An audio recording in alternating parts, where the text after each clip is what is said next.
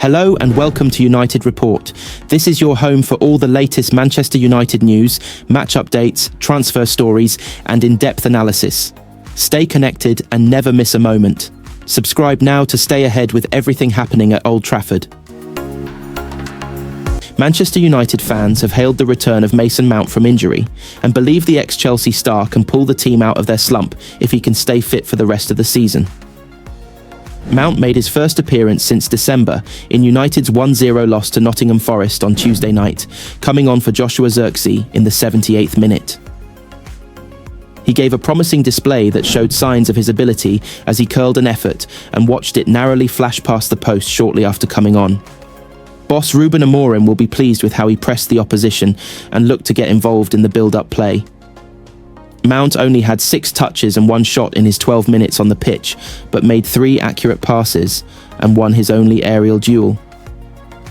In a frustrating performance that saw United dominate the game, but failed to carve open clear-cut chances, they were encouraged by the display of Mount after returning from a hamstring injury and feel he could now give the team a huge lift. One wrote on Twitter X, "I've repeatedly said a fit Mason Mount will make us a better team. An unfit Mason Mount couldn't make us any worse going forward based on today." Another fan added, "If Mason Mount stays fit for the rest of the season, we will 100% be a better team.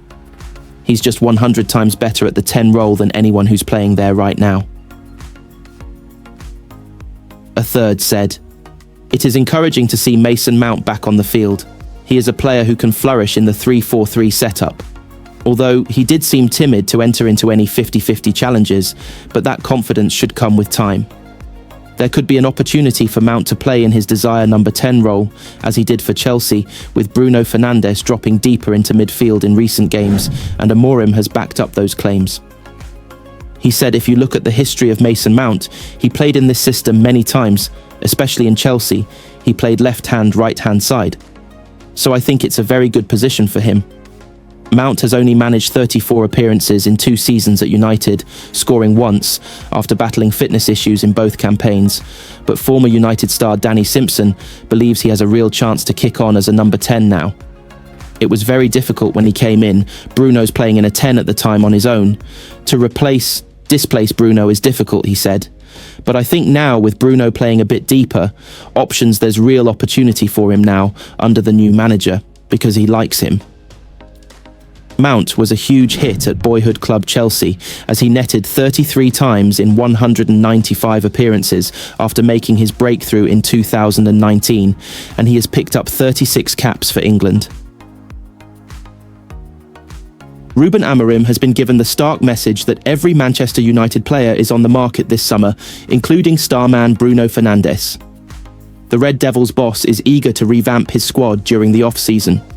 However, with the club teetering on the brink of PSR limits, any incoming transfers must be balanced by player sales.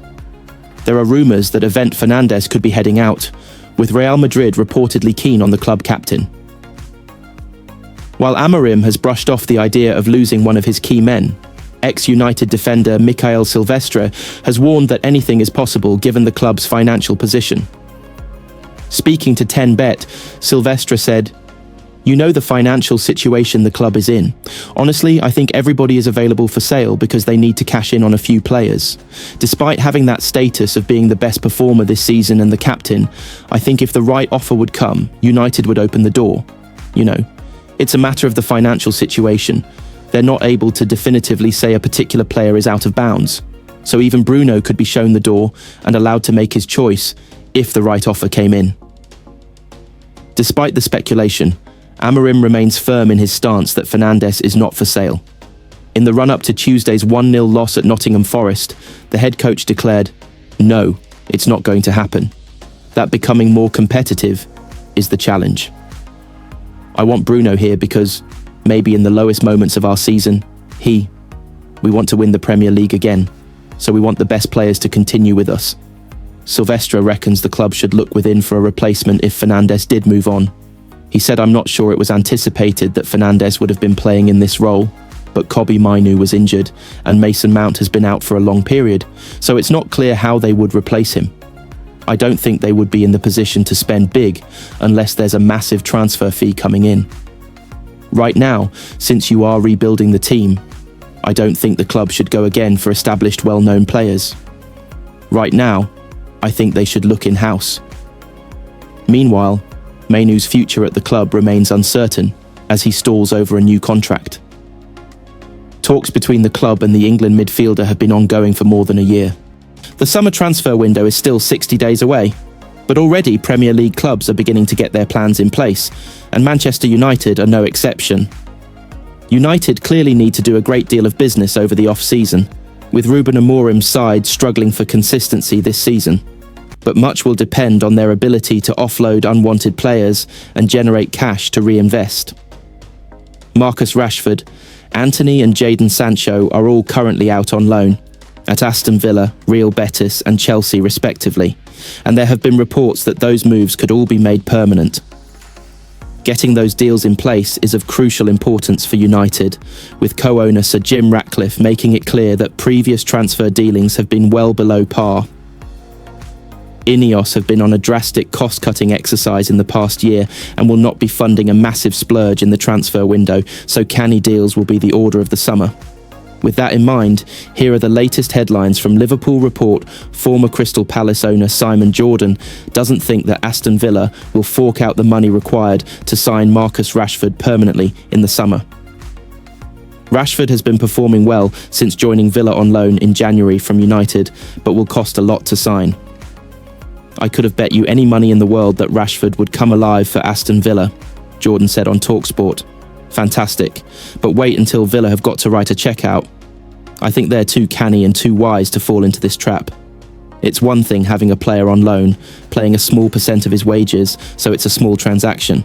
You have him for 4 months, it costs you £5 to £6 million, nothing, nobody cares.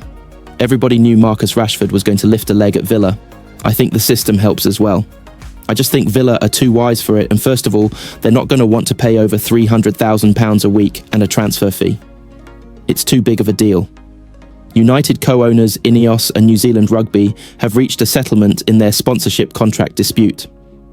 NZR, responsible for the All Blacks team, had launched legal action in February after Sir Jim Ratcliffe's company tried to adjust their deal due to the impact of high energy costs and extreme carbon taxes.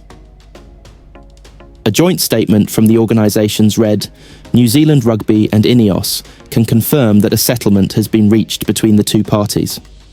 Whilst the details remain confidential, both organisations are satisfied with the outcome and acknowledge a desire to now move forward.